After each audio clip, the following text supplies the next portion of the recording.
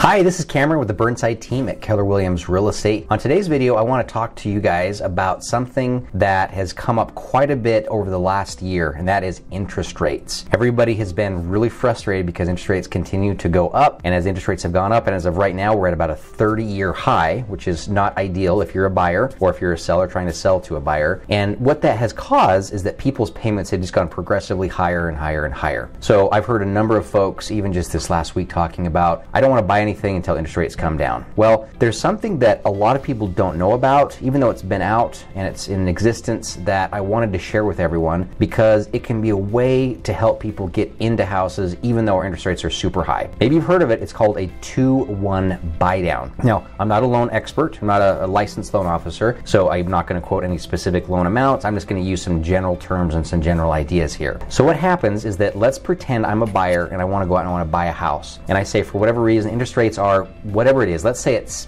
8% or 7.5%. And I'm looking at that and saying, boy, that's going to be really expensive. I can't afford that payment. Well, what we're able to do these days is that if a seller is willing to, or if I have some extra cash that I want to use, and the amounts can vary quite a bit. And that's why you want to talk to a licensed loan officer to know exactly what it would be for your situation. Again, I'm just throwing out some general numbers here, so don't quote me on this. But I'm able to take money or ask a seller to contribute money to my loan, and by doing so, I can buy my rate down for 2 years. So for just simple math, simple numbers, let's say my rate's at 7.5. If I spend, and it's not cheap, it is expensive, but if I have $10,000 or $8,000 or whatever the cost is to lower that rate, I can spend that money, or I can have the seller contribute that money to this process, and I can get my rate bought down by 2 percentage points. So instead of 7.5, now it's a 5.5% rate, which is totally doable. Now I can make that monthly payment, which makes it a lot easier for me. And then what happens is that rate will stay at that number for a year, and that's why it's called a 2-1 buy down. The second year, it will go up higher, another percentage point, but it's not going to be